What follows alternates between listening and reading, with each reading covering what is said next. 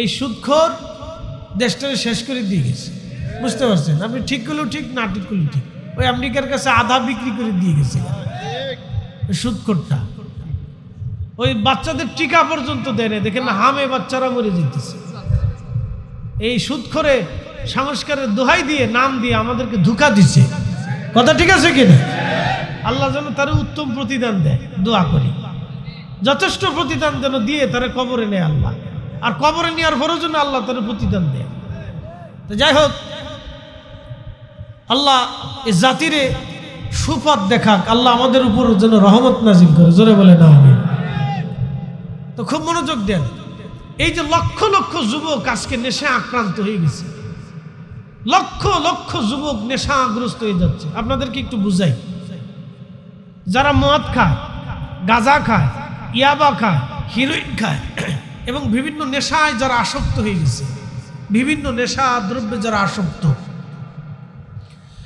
ওরা নেশা না করলে ওদের শরীর আর ভালো লাগে না, মগজ ঠান্ডা থাকে না, নেশা করতেই হয়। প্রতিনিয়ত যদি আপনি পানির বদলতে পেশাব খান তাহলে কি হবে বলেন তো? প্রত্যেক দিন যদি 2 ফোঁটা করে গরুর পেশাব খান আপনি, তাহলে আপনার নামাজ হবে? কেন হবে না? আপনার শরীর নাপাক, জোরে বলেন শরীর। প্রত্যেক দিন যদি আপনি শুয়োরের গোশত খেয়ে নামাজ পড়েন, নামাজ হবে? প্রত্যেক দিন যদি আপনি কুকুরের গোশত খাইয়া এরপরে আপনি সেহরি করে রোজা রাখেন, রোজা হবে? যদি তা না হয় তাহলে নেশাগ্রস্ত ব্যক্তি, তার নামাজ হয় না, রোজা হয় না, জিকির হয় না, ইবাদত দোয়া কোনো কিছুই কবুল, কারণ সে সবসময়ের জন্য নাপাক থাকে। আল্লাহ নেশার ভয়াবহতা থেকে, সুদের ভয়াবহতা থেকে, ঘুষের ভয়াবহ থেকে, হারামের ভয়াবহ থেকে যেন আল্লাহ আমার হেফাজত করুক, জোরে বলে না আমিন।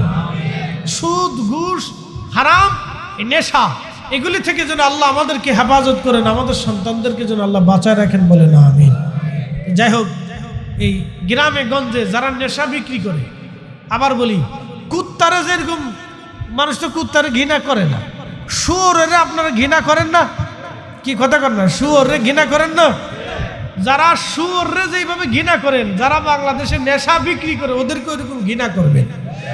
এই হাত উঁচু করে বলেন, জোরে বলেন। যারা নেশা বিক্রি করে শুয়োরের মতো ওদেরকে ঘৃণা করবেন, পারবেন? শুয়োরে যেইভাবে ঘৃণা করেন, নেশা যারা বিক্রি করে ওদেরকে এরকম ঘৃণা করতে হবে। ওদের সাথে আত্মীয়তা করা যাবে না, সম্পর্ক রাখা যাবে না। এই কথা হাত উঁচু করে বলেন, ঠিক না বেটে? আল্লাহ এই জাতি থেকে আমরা হেফাজত করুক, জোরে বলে না আমিন। আর আমার কথা বাড়াবো না। অলিতল্লাহ হুজুর কেবলা উনি আসেন, উনি দোয়া করবেন, উনি কথা বলবেন, নসিহত দিবেন, এরপরে ইনশাল্লাহ দোয়া হবে, তাবারুক কাছে নিয়ে যাবেন। রাস্তাঘাটে যারা আছেন তারা চলে আসেন। আবার বলি, যারা নেশা আক্রান্ত হয়েছেন, নেশার সাথে যারা সম্পৃক্ত হয়ে গেছেন, ভাই আমার, আপনার পায়ে হাত দিয়ে বলতেছি, আপনি আমার ভাই, আপনি আমার এক মুসলিম ভাই। আপনার বাড়িতে আগুন লাগলে আমার দায়িত্ব আপনার বাড়ির আগুন নিভাই দেওয়া। এই যে হুজুর বললেন পাশের এক বাড়ি আগুন লেগে গেছে, কোনো হিন্দুর বাড়িও যদি আগুনে পুড়ে যায় তাহলে আমরা পানি নিয়ে তার বাড়িটা আগুন দিয়ে পোড়ানোর থেকে বাঁচানোর চেষ্টা করব, কারণ সে হিন্দু হলেও সে আমার প্রতিবেশী মানুষ। তা আপনি নেশাগ্রস্ত, আপনি জাহান্নামে চলে যাবেন। ভাই, আপনার জন্য শক্ত কথা বলতে আমাকে বাধ্য হলো। আমি চাই আপনি আল্লাহর প্রতি ফিরে আসেন, আল্লাহ রসুলের দিকে ফিরে আসেন। আমি চাই না আপনি নেশা করে জাহান্নামে চলে যান। আমি চাই না আপনি ডক্টর ইউনূসের মতো সুদখোর হয়ে যান। কি কথা ঠিক আছে কিনা? আমরা এটা চাই না যে ডক্টর ইউনূসের মতো আপনি সুদখোর হইয়া সুদের ব্যবসা করি আপনি জাহান্নামে চলে যান। ওটা আমরা চাই না। আমরা চাই আপনি ফিরে আসেন, আল্লাহর দিকে ফিরে আসেন। আল্লাহ আপনাকে আল্লাহর দিকে ফিরে আসার তৌফিক দিক, জোরে বলে না আমিন।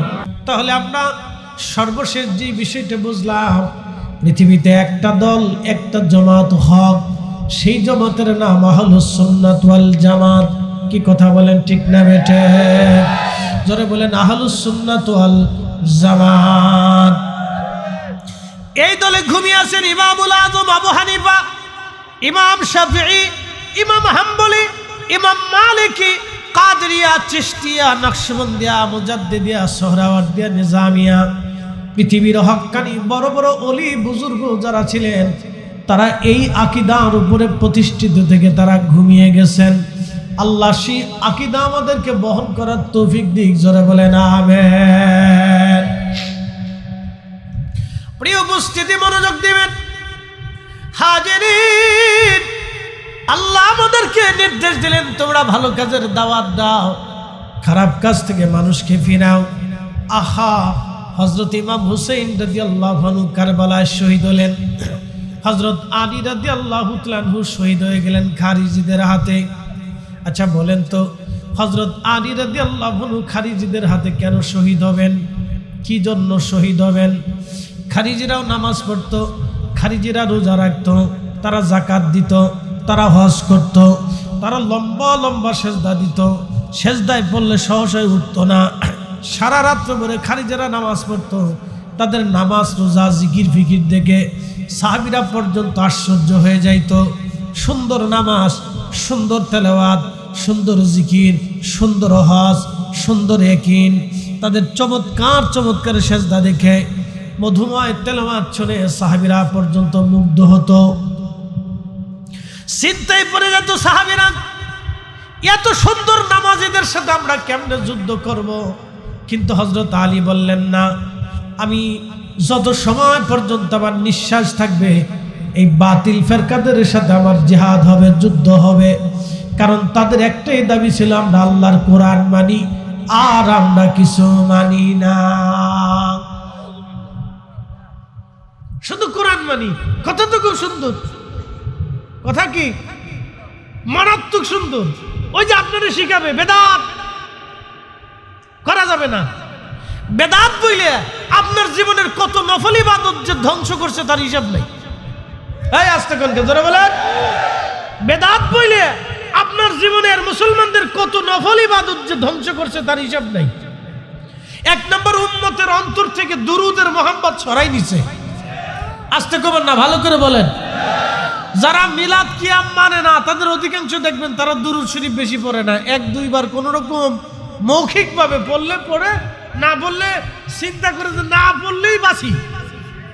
কি কথা ঠিক আছে?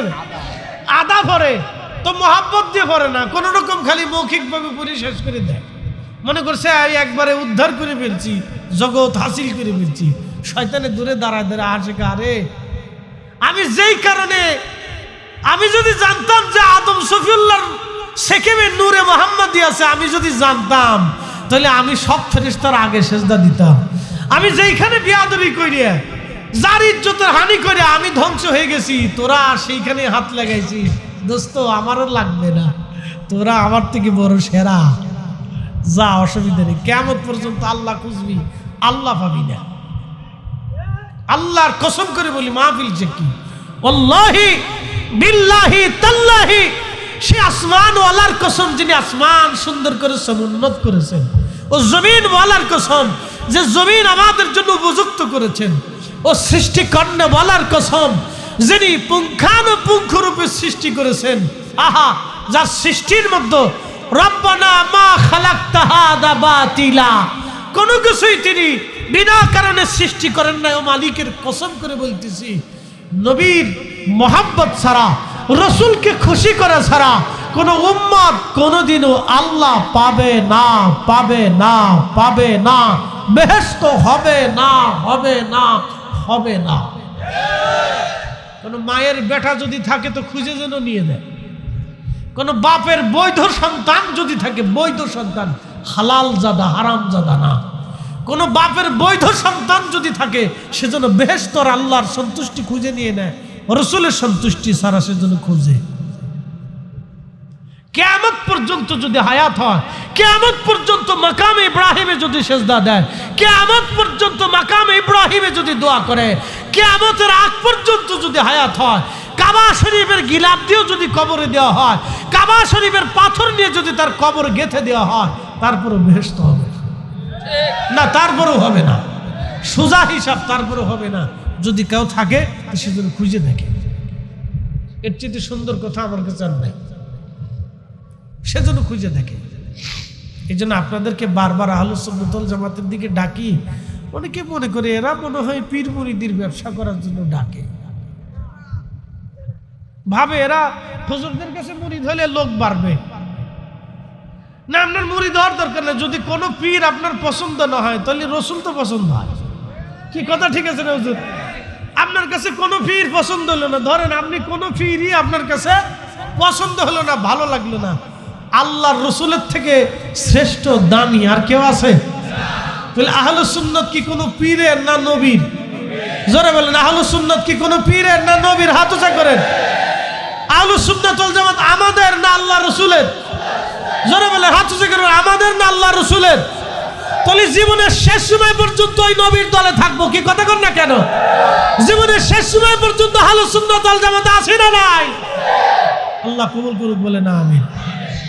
তোমার ওই পাওয়ার আশায় মন ছুটে যায় মদিনায়, এ আশিকে দিদার দাও না, আর দূরে থাকিও না। হে রাসূল তোমায় ভালোবাসি, অন্তর শুধু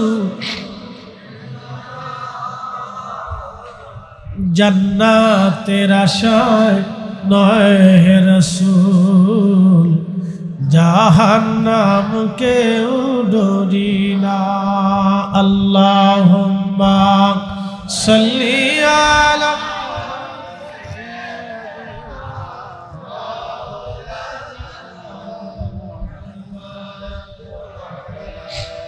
আলি সাইয়্যিদিনা